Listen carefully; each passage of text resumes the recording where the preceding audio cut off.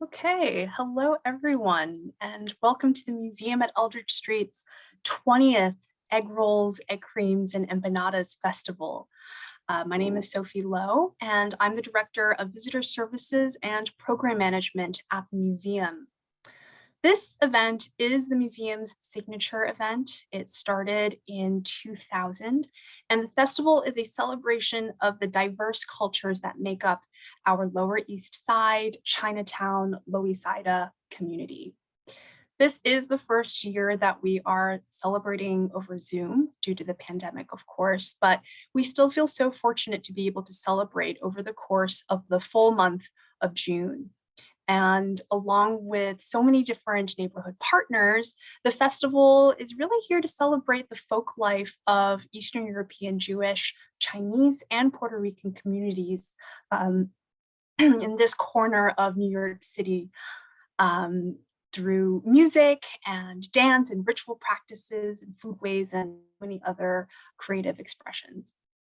So our festival is a place of immersive learning, and we really try to provide meaningful appreciation of the difference and shared identity of different people. So we're really here to foster cross-cultural communication as we honor the spirit of this ever-changing neighborhood and open a dialogue about the immigrant experience in New York City today. I would also like you to join me in acknowledging the Lenape people and others on whose ancestral lands we gather. We also acknowledge the diverse and vibrant Native communities who make their homes here today, their elders, both past and present, as well as future generations. So this festival is made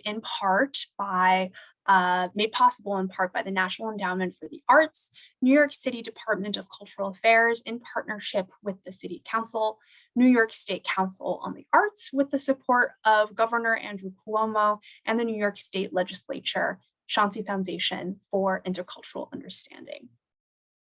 And I also want to thank the amazing people who are participating with us this year, our fantastic artists, musicians and performers, scholars and chefs and cultural thought leaders and community members too.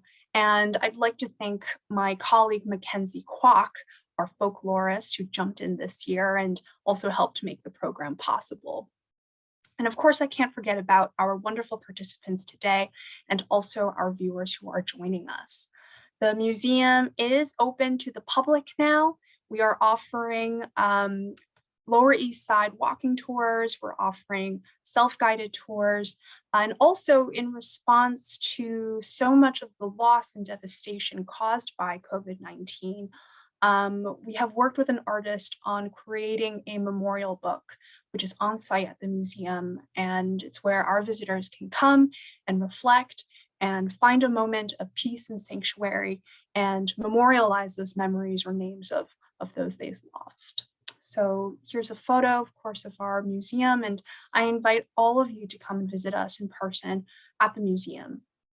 We are still continuing to host virtual programs, so I hope to see some of you over Zoom as well. So let's get started. Like I said, the festival will continue on every Sunday for the month of June. June 13th, that's next Sunday, we are celebrating performances. On June 20th, we're looking at street games on the Lower East Side. And then on June 27th, we'll be talking all about folk arts. Today's program, we are going to start off with a conversation moderated by folklorist Lucy Long. She is going to introduce our participants today, and then we will end with a special demo with our partners from Essex Market, Loisaida, and Dominican Cravings. You may have noticed that the program today is captioned for accessibility reasons. It's being powered by AI, so please forgive any misspellings or typos, and you can turn this option on or off by clicking the CC button at the very bottom of your screen. So before I introduce Lucy, I just wanted to play this short promotion video that we prepared. We really wanted to find a way to still bring you to our neck of the woods. So we met up with friends over at WOHOP, Russ and Daughters, and Casa Adela. So please enjoy this very short video. The neighborhood in general happened to be where my great-grandfather had this business, probably because he lived down here, the original melting pot of the United States.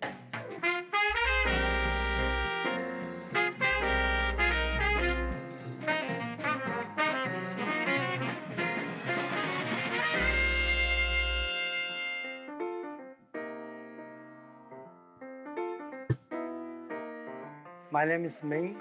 I was born in China and I came to this country after high school. And I work in Wohab as a manager since 2007. This restaurant since 1938. There's a couple of young men from the same village decide to create a business. They rent this basement, and then at the first they serve limited food, lo mein, chow fan, and I think after 1980 they start to add more dishes. Actually, when I was in China, I never see the egg roll. Egg roll is more Chinese American food.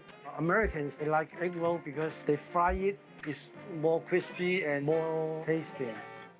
We sell a lot. I would like to say 1,000 of it. It's very popular.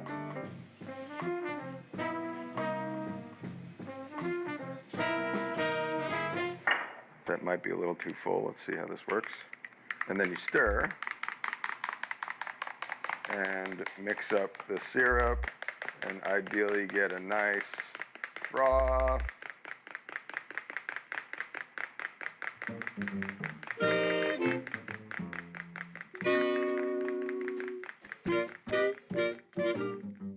I am Josh Russ Tupper, fourth generation co-owner of Russ and Daughters. I'm going to be making an egg cream. An egg cream has neither egg nor cream. Russ and Daughters was founded by my great-grandfather Joel Russ, and he had 3 daughters and no sons. He then changed the name to Russ and Daughters, which was the first store in the country to be named and daughters, not and sons. It does have chocolate syrup, ideally you bet, seltzer, and milk, and that's it. We first start by putting in about 2 fingers of chocolate syrup, milk, and then seltzer. There's this story about the name, because there's no egg and no cream, but there was something about someone being like, eh. The eh turned into egg. And there you are, your egg cream. There's this legacy of the Lower East Side and the fact that my great-grandfather was an immigrant that lived the American dream in a way, but to be able to show that to people and how it continues and to carry it on is, I think, a real important part of society. That was a little too full. Today I'm making pastelillos. Some people call them empanadas, because even in the island of Puerto Rico, depending what town you come from, they have different names for it.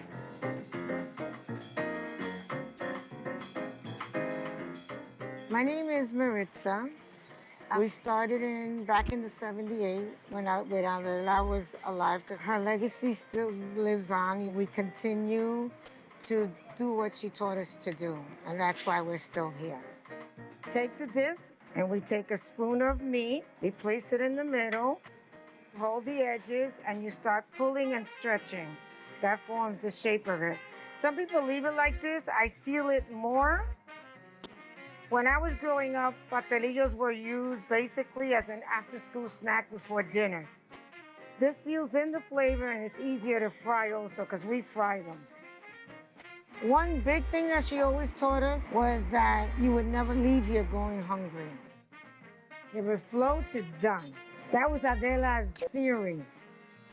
Back in the days when your parents used to work, your grandma used to pick you up. She used to give you food before you went home or a snack. So that's the way we try to keep it here. It's not a restaurant. You're coming home. You're coming to grandma's house to eat.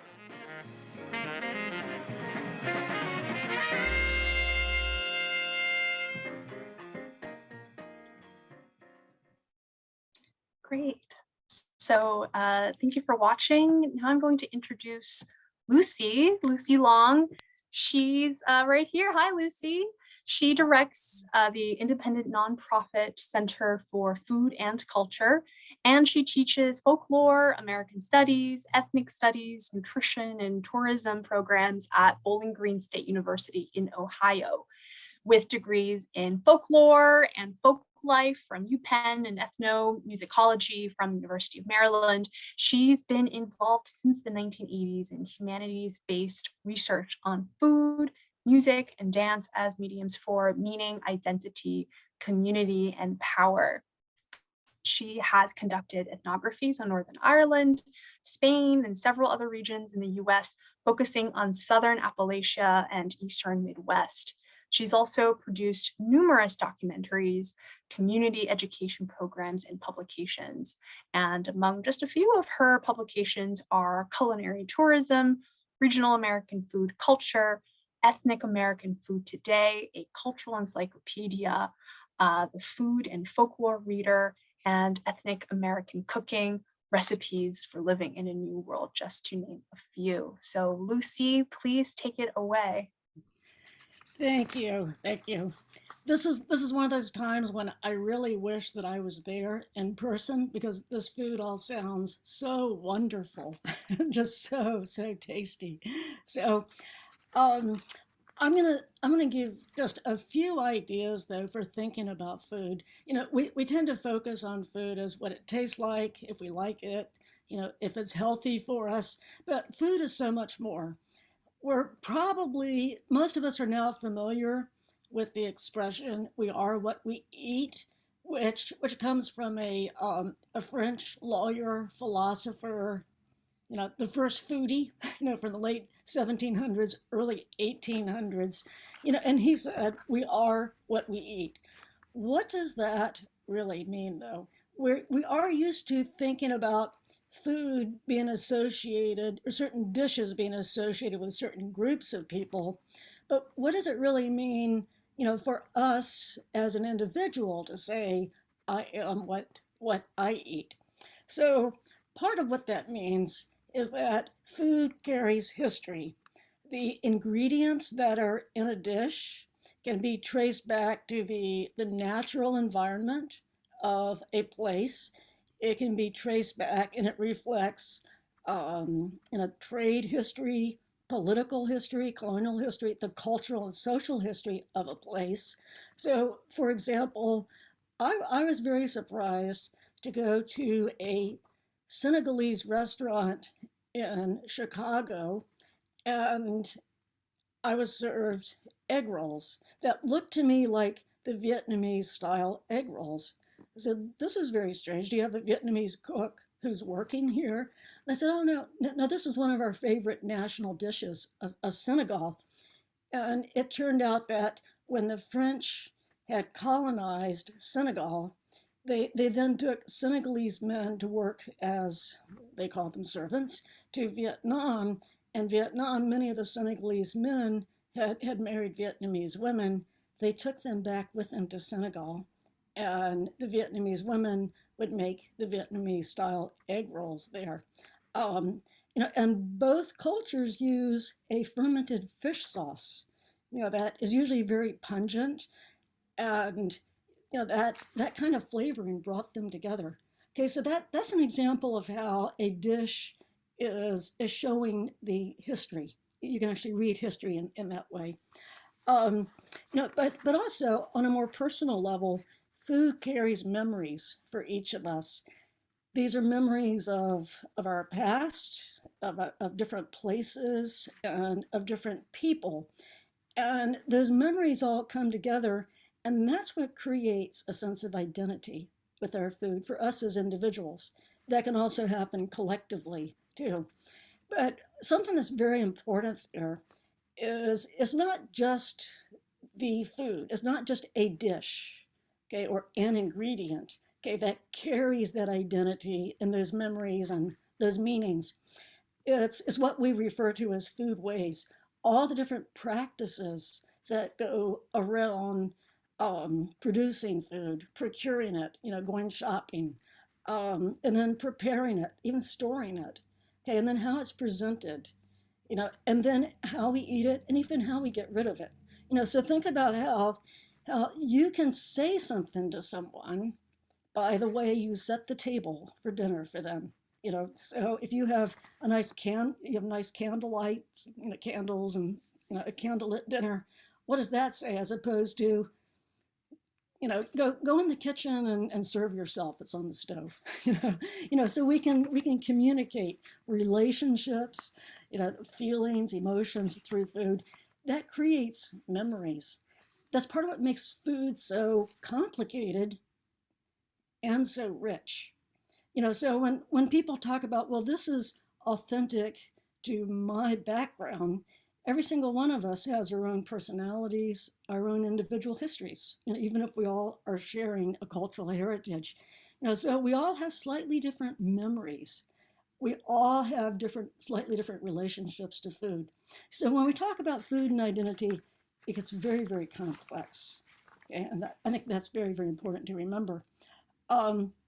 So that also means, sometimes we use food intentionally to express identity. So there might be times I say, I was born in North Carolina, I'm going to serve grits today. Other times, I'm hungry, the only thing I have that's quick is grits. I'm going to make that. Food is not always being used intentionally to express identity, but it always carries identity, okay, whether we know that or not. So I also wanted to mention a little bit too about the idea of ethnic foods, ethnicity, and nationality. Ethnic, frequently it makes it sound like these are lesser types of foods. From a scholarly perspective, ethnicity refers to a cultural heritage that has shifted from its place of origin to another place, so that it is within another culture. Okay, and because it is existing now within another culture, it has to adapt. Either adapt to the taste of those people or just adapt to what ingredients are available, and what the cooking styles, what types of cooking equipment are available in that place. So if we think of ethnicity and ethnic foods, it doesn't mean that these are lesser. They're not truly American. It just means that these are foods that are existing in a place in which they are forced to have a certain amount of adaptation. And then also because of that, people are very conscious that, oh, this is the food of my heritage.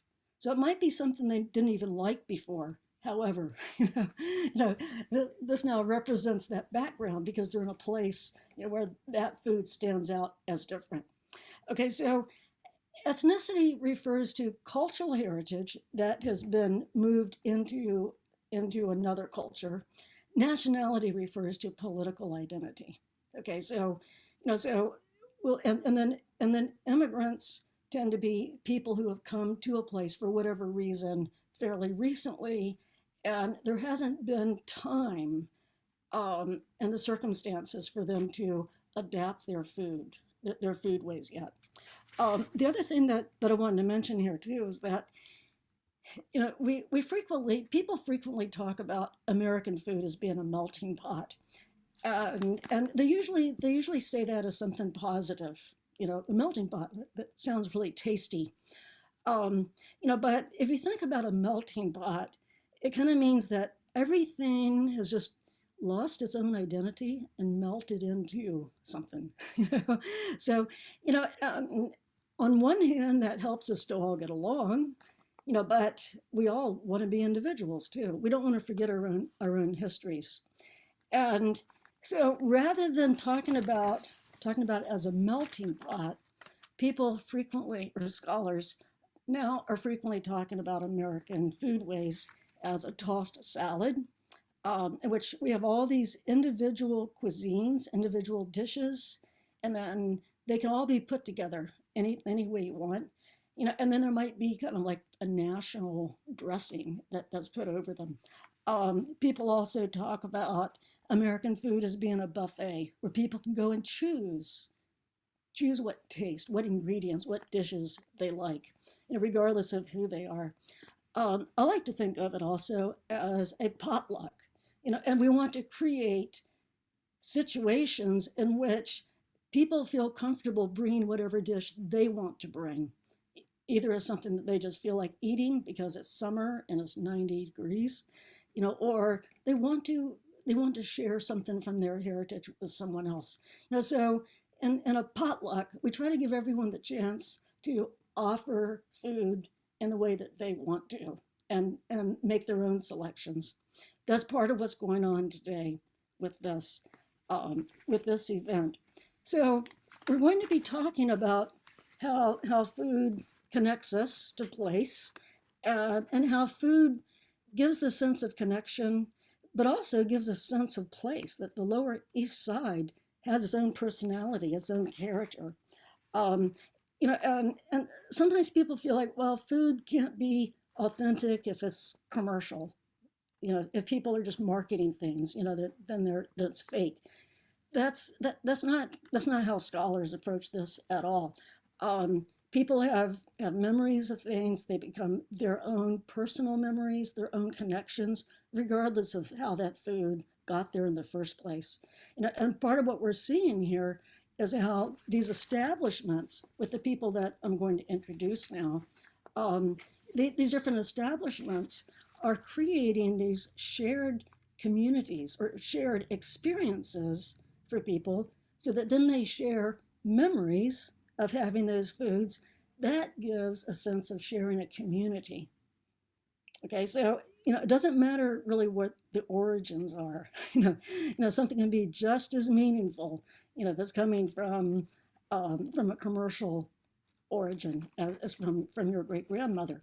Okay, so that's very important, especially in a place like New York. Okay, so I'd like to introduce the speakers today. Okay, and I like to refer to them as community scholars. They are experts on their own experiences and their own food traditions, so they will be answering all of those questions. Okay, so first we have Barb Lung, who is the head of ops and marketing at Nom Wah, which opened in 1920. And Nom Wah is the oldest continuously running Chinese restaurant in New York City. Okay, that's, actually 1920, that's not really very old, considering that Chinese started opening restaurants in the 1860s, possibly even earlier in California. Okay, so 1920s, but it's the oldest continuously running restaurant. So she currently oversees all marketing efforts and business operations across the brand's multiple locations in New York, Philadelphia, and also in China. Secondly, we have Mark Russ Fetterman, who is third generation of the Russ family. He left a career in law to run Russ and Daughters. Okay, and that's significant because it was the first company that was and daughters rather than and sons. Okay, and so he ran that for nearly 30 years. Now retired, he has passed the business on to the fourth generation of the Russ family. He also wrote Russ and Daughters, The House That Herring Built. And he contributed to the book Gastropolis, Food in the City, which you can actually see up on my bookshelf. So, so he's done a lot of research on this and can talk very knowledgeably, not only about his own company, but about New York in general. And he's going to be introducing egg creams. And then Maritza Lopez has been working at Casa Adela since the 1970s. Her husband, Louis Rivera, is the son of the late Adela Farkas, and who is the founder of the restaurant. So, and this restaurant is the longest running Puerto Rican restaurant in New York City. And it has become an icon institution in the neighborhood of Loisaida. Okay, so all three of these establishments and all three of these people are places that have given shared experiences, shared memories to people in the Lower East Side and have helped to actually create the identity of the Lower East Side. So I'm going to be asking them some questions. We'll just kind of be going around on a round table kind of way. So first of all, since I mentioned that your restaurants are iconic establishments, and so we're wondering, what do you feel is the legacy of your restaurant on the Lower East Side? And then how has the Lower East Side shaped your restaurant? Oh, I'm sorry. Okay. I'm hearing you now. The legacy, well, Adela's restaurants been there so long, and it's a big plus, not only because the community brought back Adela, which was the founder. She passed, as everyone may or may not know, 3 years ago. And she was brought back into the community by the community. And she believed in her place so much. She loved what she did. And she made sure, as years went on, that she taught it to us, the family. So it's a family-owned restaurant. Her son, which is my husband, and a daughter, she has a living daughter, and they both run the restaurant. And between that legacy and what she's taught us and what the community gives back is why we're still there. I think that is partly that giving back too. I think there is a sense of exchange. So, yes. So, Mark, would you like to go next? I can talk about easily and for a long period of time the uniqueness of Russ and Daughters, starting with the name and Daughters, which was mentioned in the video by my nephew, Josh. But what I'm thinking about now as I hear you speak and think about the other panel members is how we all share a certain experience, and that's the immigrant experience. And the experience is what happens when an immigrant gets to these shores and doesn't have two nickels to rub together and doesn't speak the language. How do they get into this thing we call American society, American culture?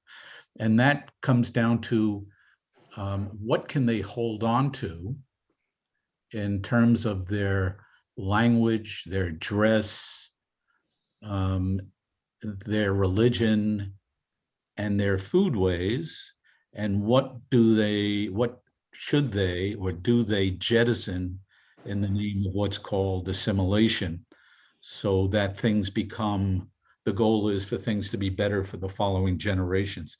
So the Russ family story is very much the story probably shared by my fellow panel members and most immigrants to this country. So Russ and Daughters, the starting point is the Lower East Side in 1907, when my grandfather arrived here, and was set up in the herring business by his sister, who preceded him here. And the herring business, lest anybody get the wrong idea of being some major corporation with an assembly line, was basically a few of those old wooden barrels, which are you can no longer use, thank you to the FDA, but in which held herring. And herrings then were largely the schmaltz herring, the fat herrings from the North Atlantic. So they would be put in these wooden barrels and filled with a salt brine, and they could last indefinitely and cure there. And this was the food for the poor immigrants, largely from Eastern Europe and largely Jewish, from 1880 to 1920s. About 1.5 million Jews left Eastern Europe and landed here. And so for three, you could get a herring a nickel each and 3 for a dime. And that's a cheap source of protein.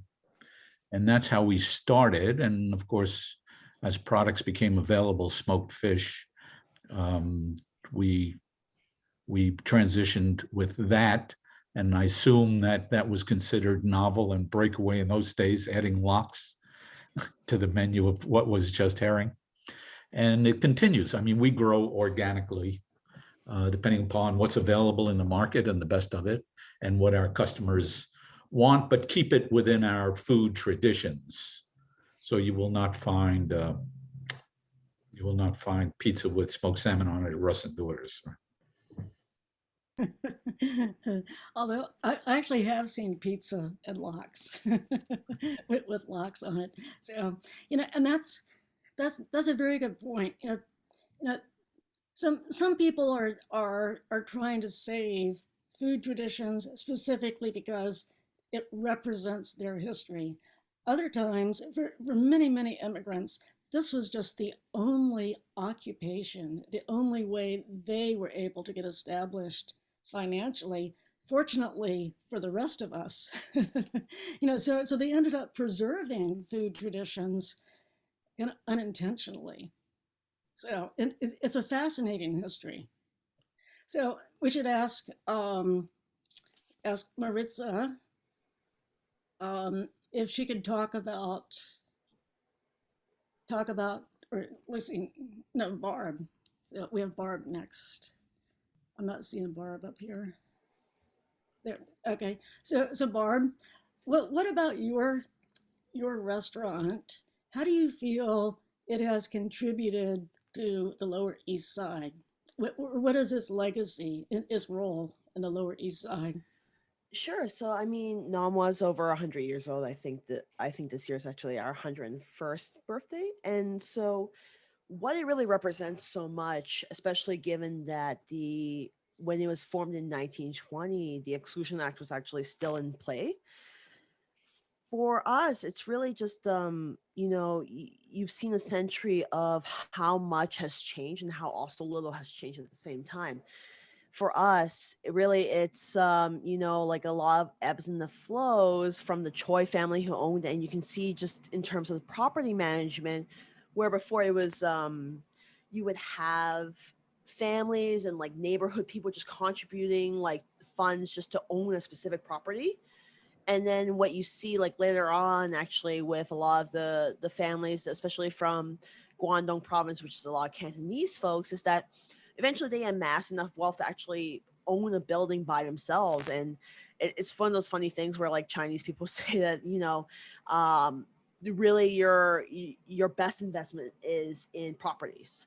So eventually, when Uncle Wally, who immigrated to the U.S. in about 1950 and worked his way up as a dishwasher to manager, for him, like the most iconic thing, or the American dream per se, would be when he bought the entire building from the Choi family and from everyone else. But at the same time, it's with the Exclusion Act, where the only job that you could have was either working in the laundry or working in the restaurants. Chinatown really formed itself because we were not welcome. We were very much rejected. We were, if anything, you can I think Scott Selig's book about Chinatown and the Tong Wars really highlights about how much it was just gawked at, or really more of a tourist destination, which I'm conflicted about personally, because at the same time, it's like I would love to see people be welcome to new experiences, to see what Chinatown is, but at the same time, it's that legacy of like, yeah, you come down to Chinatown from the Upper East Side on horse carriages just to kind of see how the other half lives, and it's one of those things that are still in play today. But it's I think with education, we're understanding a little bit more of what exactly it means to be an immigrant, what it means to live the so-called American dream, and what it means to really how you adapt to it all. And one of the funny things actually is when we opened up the Nolita restaurant, which is a few blocks away from actually the Doyer Street, it was the second generation kid, Calvin Ang, and he would make these funky little dishes. And how I would picture to people is like, growing up, we have one foot in like the old culture and one foot like in this American culture. So we would just make things of, like everything that we didn't everything that our moms and dads would be like, you know, this doesn't make sense. This is not tradition. So it's kind of like our like naughty little restaurant per se. You know, something that I think is very important. You mentioned education, and as more and more people are studying the history of different immigrant and ethnic foodways, they're finding out things that are shaking up a lot of the stereotypes that people have had. So one of the more recent histories of Chinese food in America pointed out that instead of Chinese restaurants just kind of being these little hole in the wall places in California, the first restaurants that were like fine dining restaurants were actually being developed by Chinese entrepreneurs who had been running these huge restaurants and hotels in China and then came to California in the 1860s. And they had all this experience and these entrepreneurial skills, you know, that the other people there did not have. And so they laid a foundation for, you know, for fine restaurants. So, and then partly because of the exclusion, the Chinese Exclusion Act of 1882, and lots of other discriminatory acts, you know, they lost that status. You know, so I think education and history, I think, is really helping us to uncover some things like that, you know, that are showing the richness and the complexity of these histories. Well, and kind of along those lines, you know, we do know now food changes over time constantly. Dishes change, we get new ingredients, taste change. Since each one of you are focusing on a different food, egg rolls, egg creams, and empanadas, so have you adapted, you know, added any ingredients, deleted anything in those dishes in order to make those dishes fit more with changing taste in the Lower East Side?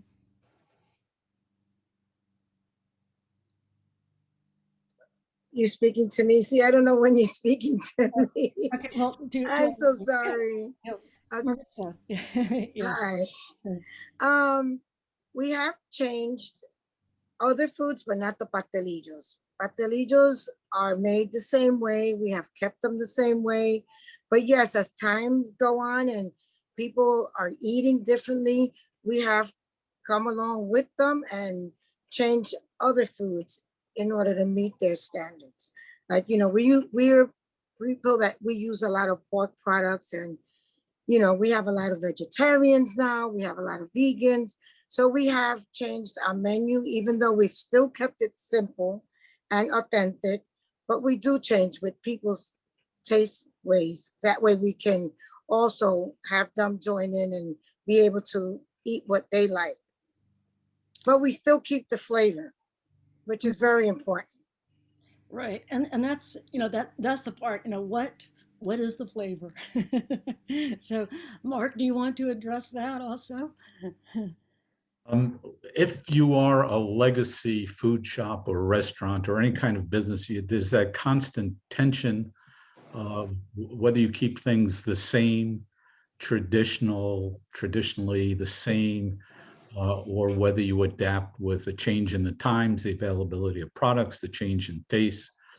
This is an issue that each generation of the Russes has grappled with. Do we change the look of the store? Do we take up the old linoleum floor and put down tile? Do we get rid of the fluorescent lighting and put up museum spots? Do we sell pre-sliced smoked salmon, which is a lot faster and more profitable? Or do we continue, and the answer is yes, to slice everything by hand in front of the customer? So that's the tension. In terms of, there's an anecdote that I think fits this concept perfectly. So after 30 or so years of running the business myself as the third generation Russ, I turned it over to my daughter, Nikki, and my nephew, Josh. You saw Josh in that little video. They own it and run it.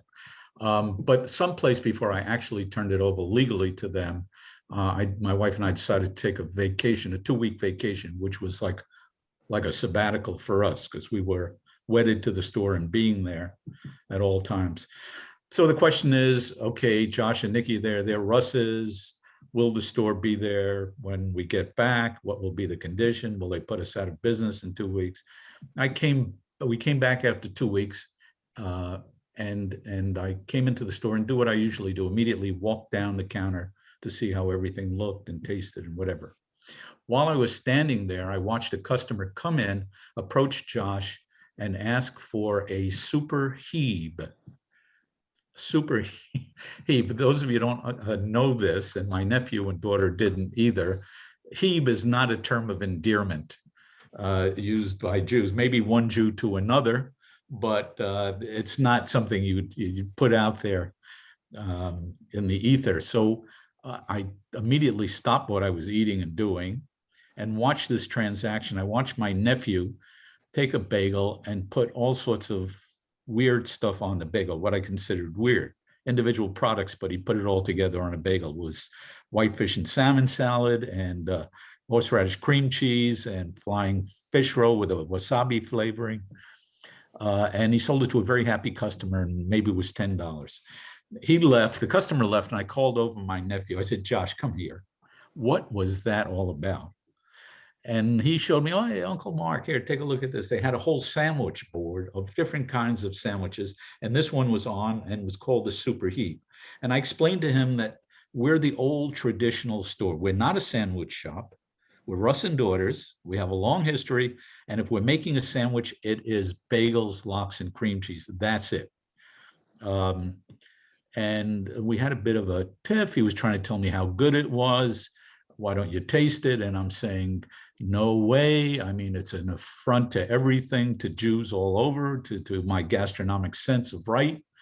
And then I told them they had to take it off their menu. And of course they didn't. And to this day, they listen to what I say. They say yes, and they do whatever they want. But now they own it, so they can get away with it. So I was trying at that point to decide whether I had to actually fire my daughter and my nephew. I still own Russ and Daughters for this sin. I consider it a sin. When I made up my mind to do just that, it seemed to me that, I don't know what you want to attribute this to, but that very day, an article came out in a magazine called Time Out. Time Out is sort of the cultural, for the young and hip, the cultural determinator. And in the magazine Time Out, they had a full page color photo of this sandwich, the Super Heap, and called it the editor's pick of the century or whatever. That day I showed up less convinced I had to fire them and saw the lines outside the store waiting to buy the Super Heap. So we're Russ's, we run a traditional food shop, but we're also business people, and they created a demand. What I did get out of them as a concession was that they changed the name from the offensive Super Heap to Super Heapster. And that seemed to me to be an okay compromise. So that's the question, the old, the new, what do you do? And bottom line is you have to stay in business. And to stay in business, you have to make a product. I mean, you have to make a profit. And to do that, you walk that fine line of keeping your traditions and yet somehow making it attractive to your market and expanding your market. Mm-hmm. Barb, do you have any experiences along those lines that you can relate? Yeah, I mean, I definitely can, especially to Maritza's comments about modifying the menu. And I think the funniest thing was when we first reopened in 2011, we were kind of like going through the menu, and everyone would call or email and ask about like, oh, is this gluten free? Oh, is this vegan? And I think one of the largest misconceptions about Chinese food is that because we have a large Buddhist population, a lot of stuff is actually vegan, and a lot of stuff is actually gluten free because of the rice flour. And so we actually started like putting on the menu like just signifiers like, oh yeah, this is all gluten free. This is all like this is all vegan, or it can be made vegan. We can use mushroom oyster sauce and all of that. And it was just like, for me, I growing up, I never really thought about it as much. But when we finally started demarcating it, it was like, oh, there's actually a lot of variety on the menu here that we can actually, part of it is marketing, but also part of it is also just letting people know that Cantonese food specifically isn't so much about meat, or really even about like fried foods or just heavy in gluten and rice. I think it's been an experiment in terms of like helping people understand and helping them welcome the differences that, especially in varied cuisines, where you see now like a lot more Sichuan food, a lot more Hunan food. Xi'an's famous foods, for example, is from Xinjiang. Like a lot more variety to it just being like Chinese food as one item. That's a very good point. When we're talking about Chinese food or Puerto Rican food or Jewish food or Lower East Side food, it's not just one thing. There are all these different dishes, all these different ingredients. And I know in the 1980s, I was talking to Korean restaurant owners in Philadelphia, and they would make American style kimchi for any American customers who came in. That this was before Korean food had even become known in the U.S. and kimchi definitely was not known. And they were very upfront about, oh yeah, I'll bring you the American style kimchi, because you look American. If you want the Korean style, you have to go in the back room because the smell is so strong that it'll chase away the American customers.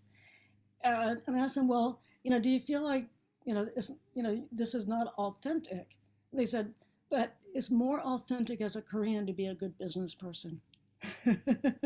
So, so they're replacing authenticity and tradition, and being good business people rather than a specific recipe.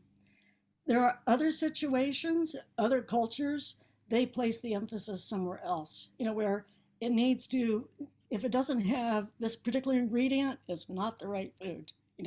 So we have to remember different cultures and different individuals within cultures will treat the food differently. They have different attitudes towards it, and they use it in different ways as an expression of identity. It's also very different to eat something or to sell something in a restaurant and eat something at home too. So, as long as Mark doesn't have to eat the super heapster at home.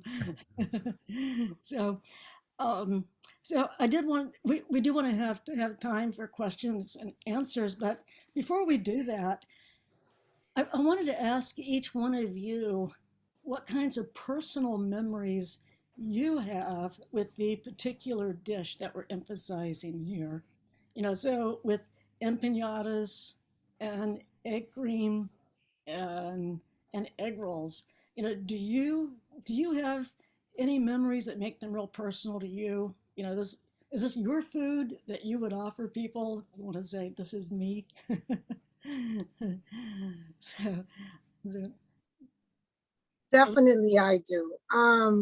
Pastelillos, as for me, as growing up personally, it was an afternoon snack. It was a snack that you would get before dinner. It was done quickly. It's known as pastelillos, empanadas. Some bake it, some fry it. We fry it, and it's like very popular at the restaurant also because people relate to that memory. And they come in and they said, oh, I want something quick. Do you have pastelillos? And that's the first thing that comes to their mind. And we say, yes. Another thing is, at the restaurant, I always said, we never put the name restaurant at the storefront. It just says Casa Adela. Why? Because Adela made that image that you're coming in to that grandma's feeling. This is home. This is not a restaurant. This is where you come and you eat food like that. You eat pastelillos, quick snacks, the authentic Puerto Rican food, which is simple, basic, but it's that feeling of home, the memories. Customers always come in and say, oh, I remember when grandma did this, or I remember, and that always boils down to why we serve the food we serve, and pastelillos especially. It's quick, It always brings back that grandma. She used to make it for me. It was something I would eat. Even till now, I go to my mom because my parents are alive. And I go there. What do you think she serves before? Even with coffee, she's making me coffee. There goes the pastelillos. My grandkids, they all go to my mother's house. Pastelillos, they all ask her for pastelillos. So it's a tradition. It's simple, but it continues. And that's what we do at Casa Adela. Adela kept doing the same thing. Pastelillos, customers ask for it. Always authentic, always simple. And it's the same way with the other foods we have. There's always a memory behind every item, especially if it's authentic and it brings them back to their time, to their childhood, which is what people look for, to have that remembrance of their childhood. Right, and that's a wonderful example of how food creates these connections for us. And the fact that you invite people in means that even if someone does not have that connection with their own childhood, they can now create a connection, and it's a new connection. And so now they're sharing in that community, even though they don't share in the same past. So, Mark, do you have any personal memories around egg creams? The short answer to that is no. The egg cream is a rather new arrival to Russ and Daughters. It wasn't considered traditional in our shop because our mothership is the shop on Houston Street. Our restaurants are later arrivals and are the product of the next generation, my nephew and daughter. And an egg cream is rather simple. You saw Josh make it. It's a 3-ingredient quick thing. You eat it right away. But if I were to identify with something, and Russ and Daughters is identified as the bagel and lox shop, bagels, cream cheese, and lox. And that's what I grew up with. That's what everybody has immediate vision of Russ and Daughters and bagels and lox.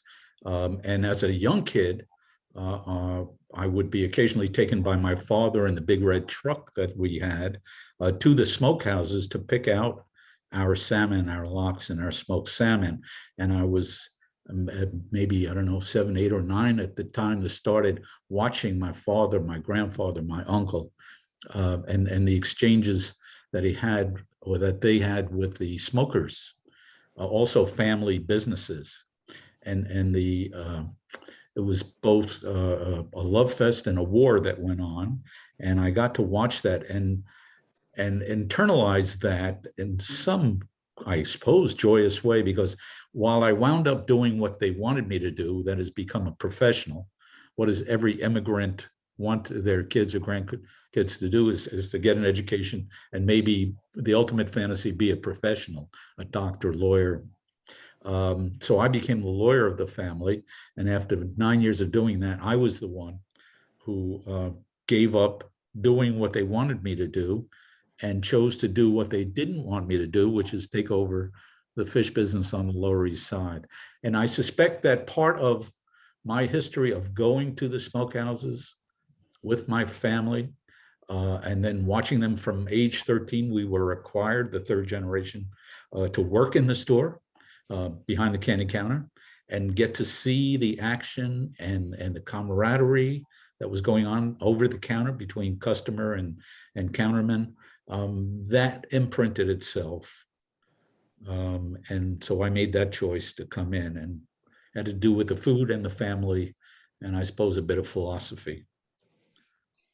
Well, and it also sounds like it's a good example of, the food itself was obviously very important, but it was more the place, the way people were interacting, the fact that you knew the people who were producing the food, and so in some ways it's easy then to bring something new into that kind of environment, and it's not changing the relationships.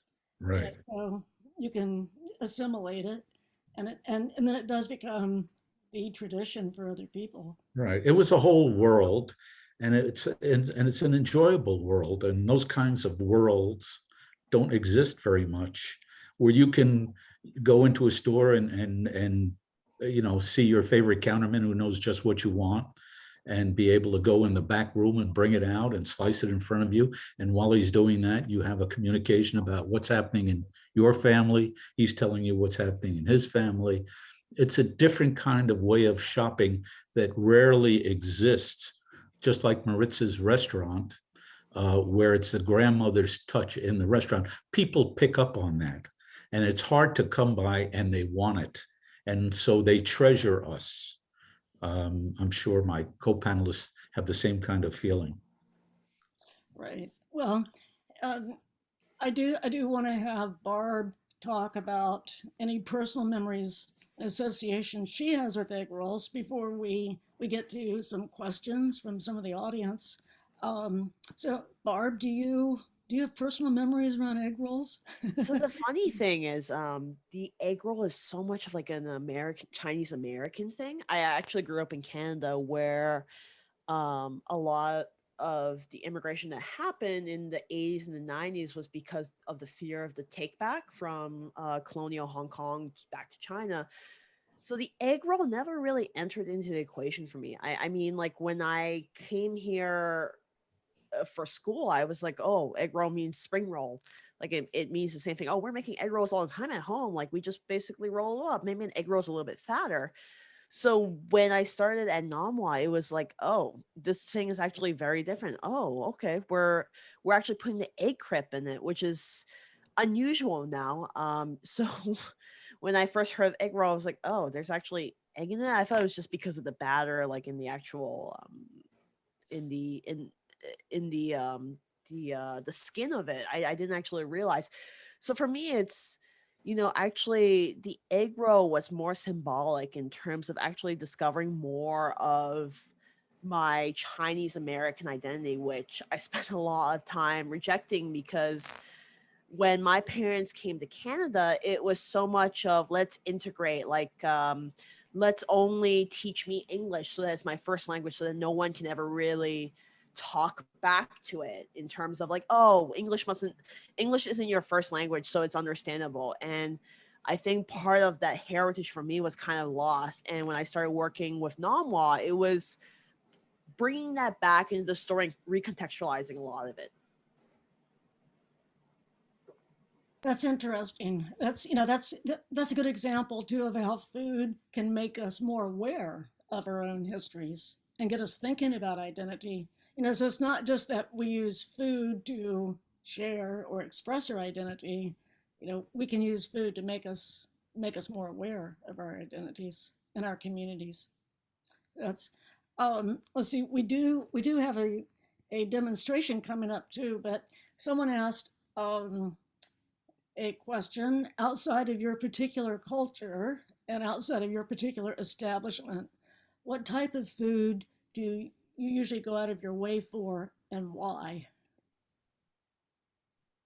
So, so what's your favorite food that you would actually go to a restaurant for? Me, Italian. Italian? I love Italian food. Okay, and I'm assuming Italian in the Lower East Side is probably very different from Italian and other parts of the U.S. where it's been Americanized. Right. Yeah. But the only one I know is in the Lower East Side, so I don't really know. You know what I'm saying? Martin, do you have an answer to that? Well, I'm going to be 76 years old, and I've pretty much eaten everything I need to eat. But if I were going out, I prefer Asian food. Mm-hmm.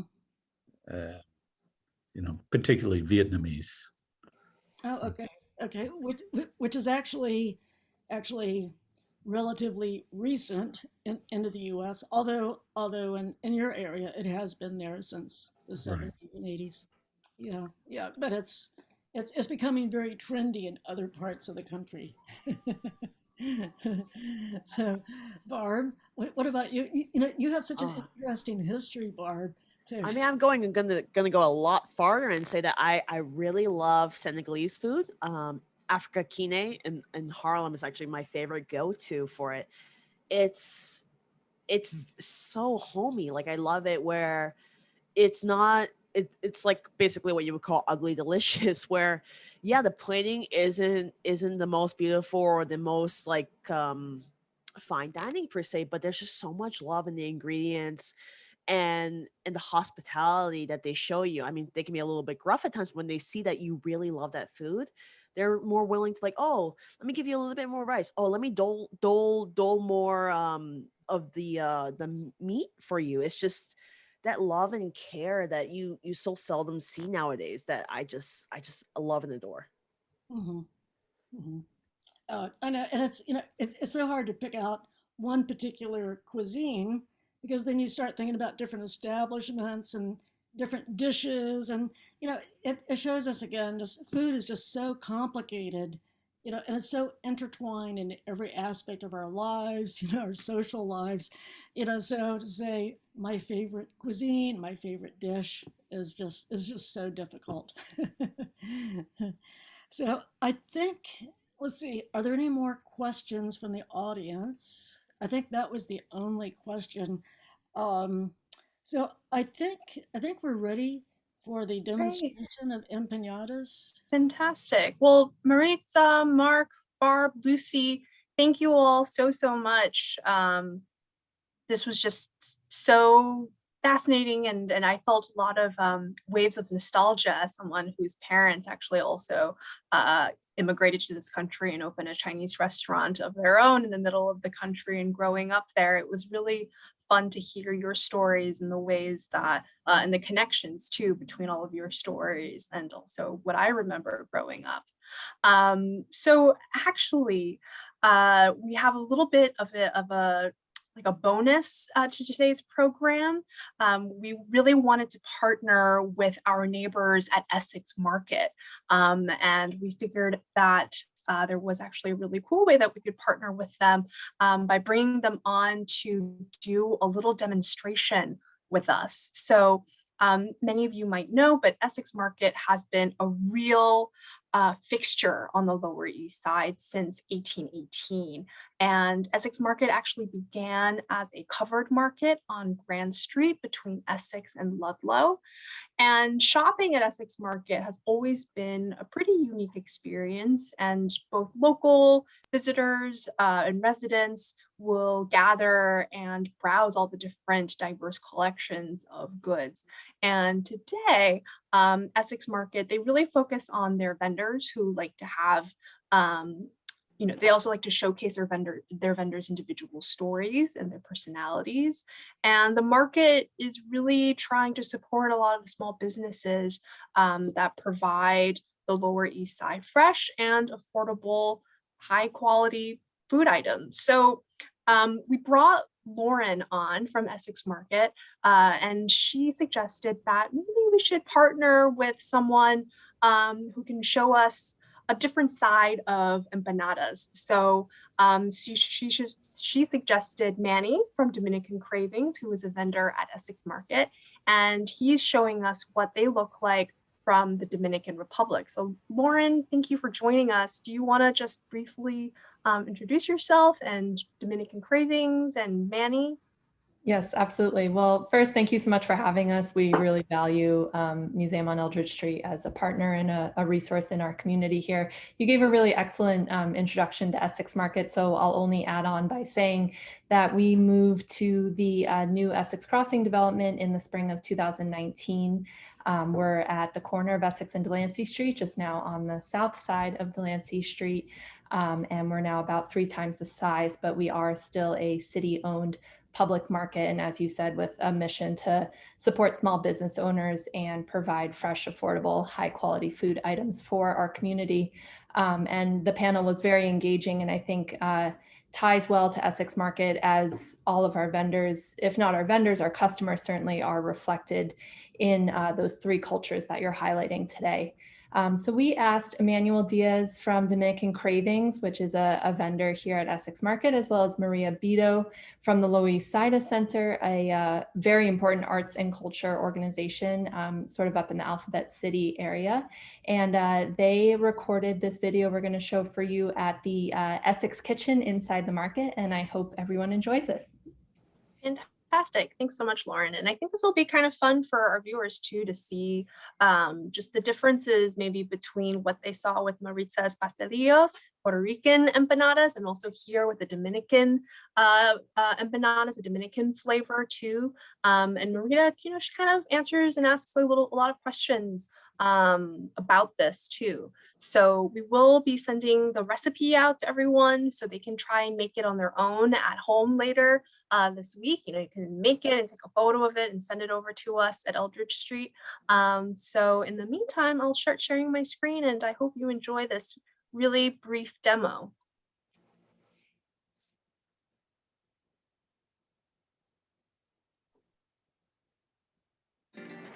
Hello, my name is Emmanuel Diaz, and I'm the chef and owner at Dominican Craving at Essex Market.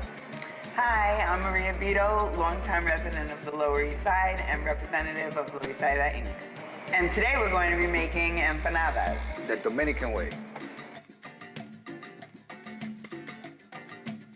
So today we'll be making two types of empanada, classic beef and ham and cheese.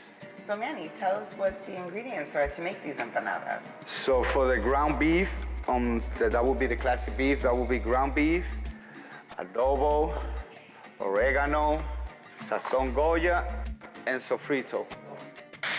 Me, the process that I use is, first, I make sure that the ground beef is done, and then I add the seasoning. So yeah, I just keep doing that so it could, so the whole thing could cook instead of burning. Right. So this is a very quick process, especially if you're doing a small portion. Right. Me, I do big portion, about 15 to 20 pounds a day.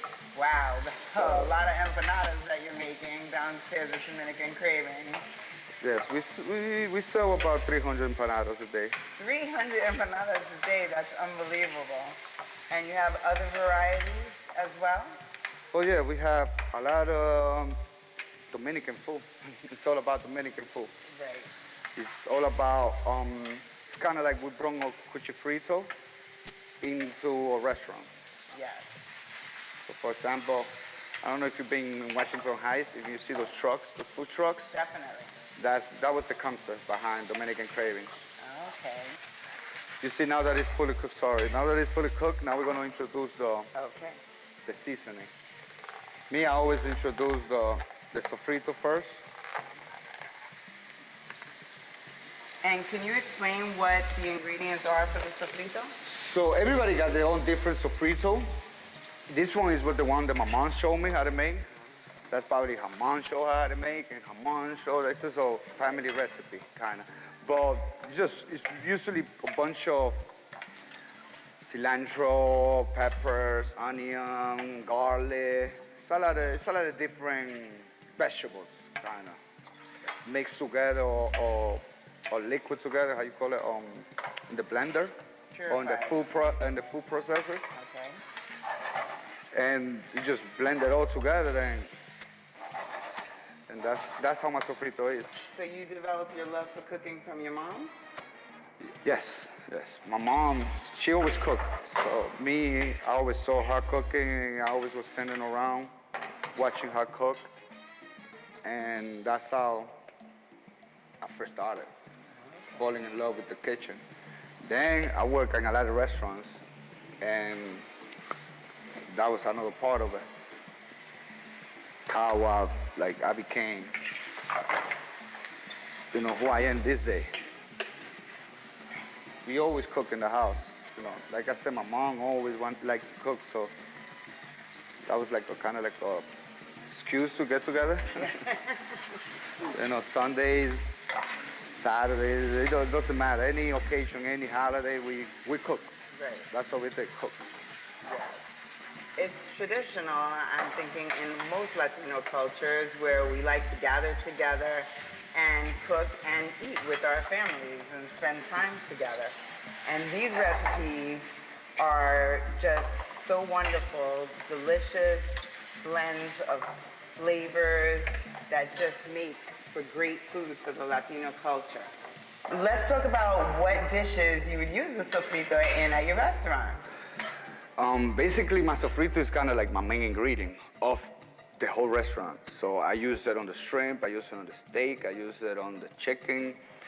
The only thing that I don't use sofrito is the mango. Other than that, every plate in my restaurant use sofrito. Because it's so very essential in the Spanish culture. It's like, if you don't have sofrito, it's like they probably will ask you, who cooked that? Where's the sofrito? Because it is a Spanish staple that's used in almost all recipes, from beans to soups to rice to some of the rice, stewed meats, all different varieties, definitely. So you see, this is the filling. Now we're just gonna let it cool down because you cannot put it in if it's not cool. Right. Because if not, the filling of the empanada will get messed up. It will get soggy and then it won't be able to fry. And that was quick and easy. Yeah, about 5 to 10 minutes. And you Probably do less this than on that. a daily basis, making about 300? Yes.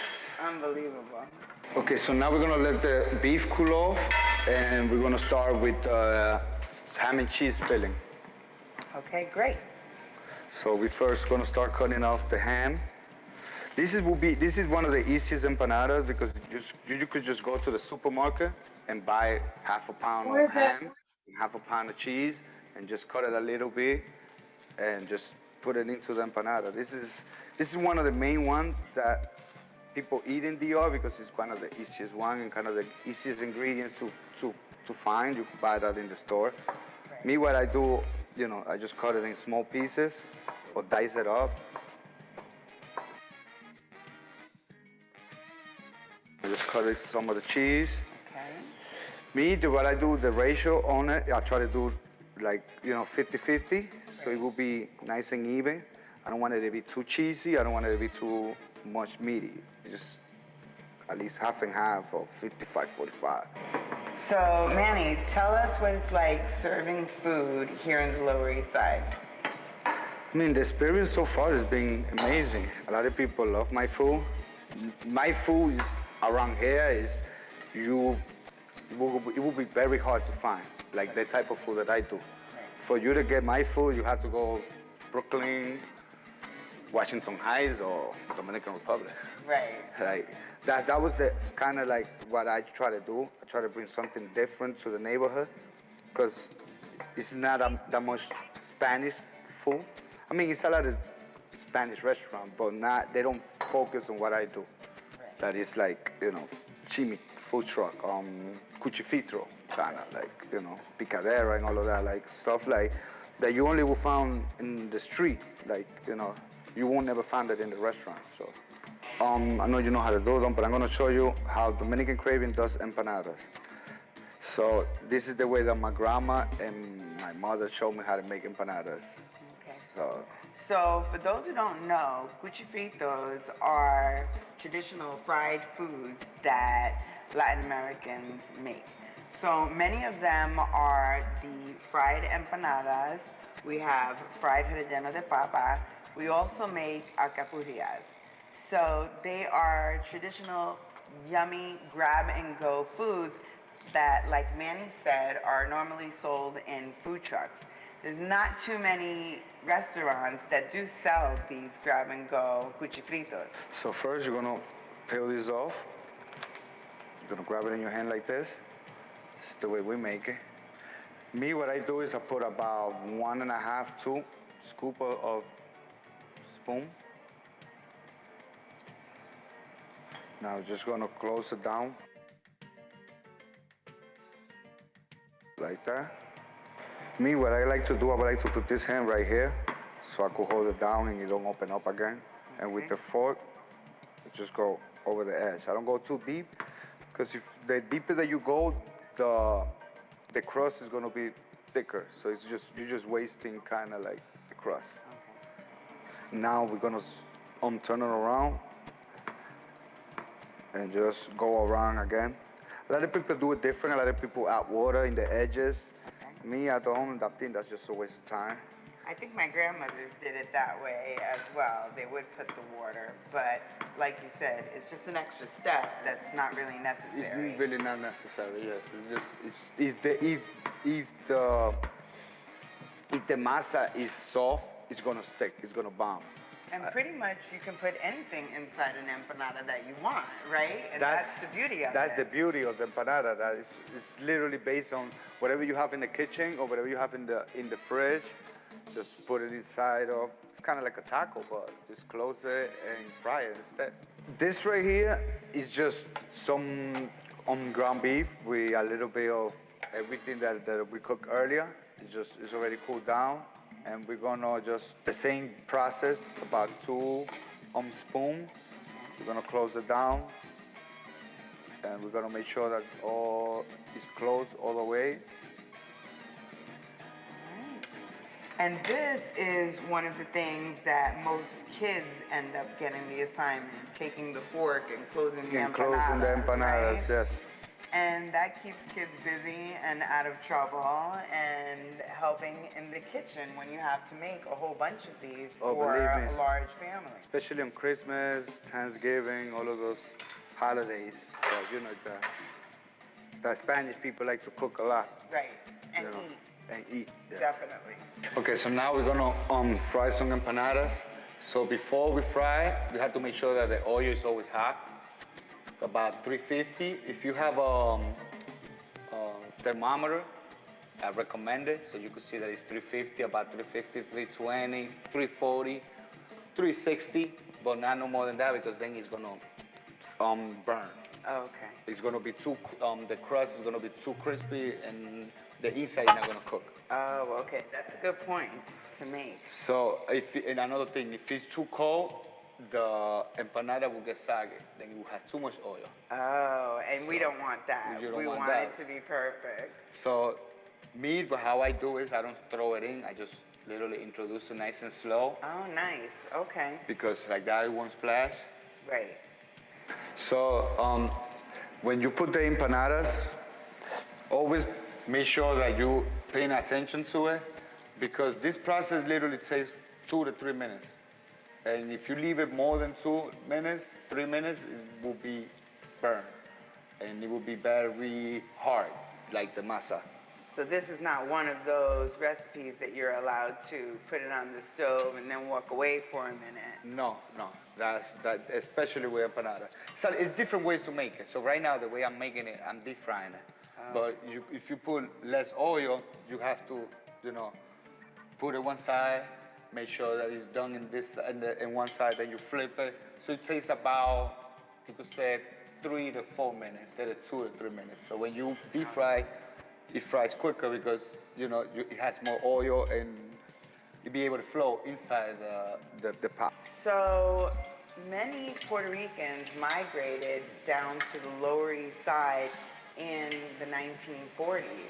And what ended up happening is that they started staying in the Lower East Side, and since they had a Spanish accent, they started calling it their own Spanish slang term, which is Loisaida. So it's interesting how that name developed down here in the Lower East Side. When the Puerto Ricans moved down to the Lower East Side all those years ago, it was difficult for them to find traditional produce that they were used to finding from back home. And the Essex Market provided a wonderful platform for vendors to have all of these traditional fruits and vegetables that they were so used to finding back in Puerto Rico, as well as other Latinos were used to finding in their countries. They couldn't find them in regular supermarkets, but the vendors here at the Essex Market had the guineos, the plátanos, the yautía, and all of those fruits and vegetables that we're so used to having. So now we're gonna try this. I'm gonna cut it in half so people have an idea how it should look in the inside. So if you see, everything is nice and melt. The whole masa is done completely. The crispy is out, it's crispy outside, nice and soft in the outside, Melted in the inside. cheese on the inside, and the ham is all combined, just like you said it would be. And you only dropped it in for 2 minutes. 3 minutes. All right, let me taste it.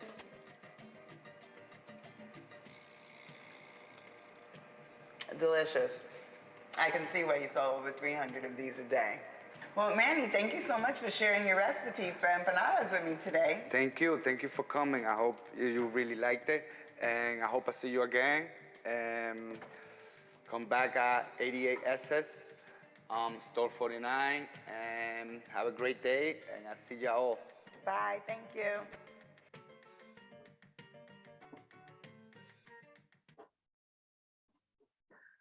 Okay, terrific. So there you have it. That was a demo with Dominican Cravings at Essex Market. They're going to be sending us the recipe in just a couple of days, so we'll be able to share that with everyone. We also have a recipe for egg rolls that's on our website, and we will be posting a recipe for egg creams too, for you to make the perfect egg cream. So thank you so much, everyone, for joining us today. I want to send a huge thanks to our panelists too.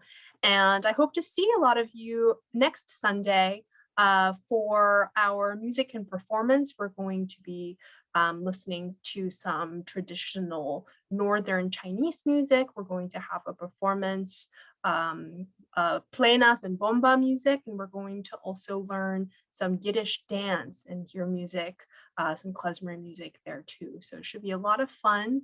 And I hope to see you also at the museum in person sometime soon. So thank you all so much for joining us, and I hope you have a wonderful rest of your Sunday. Thank you. Bye-bye.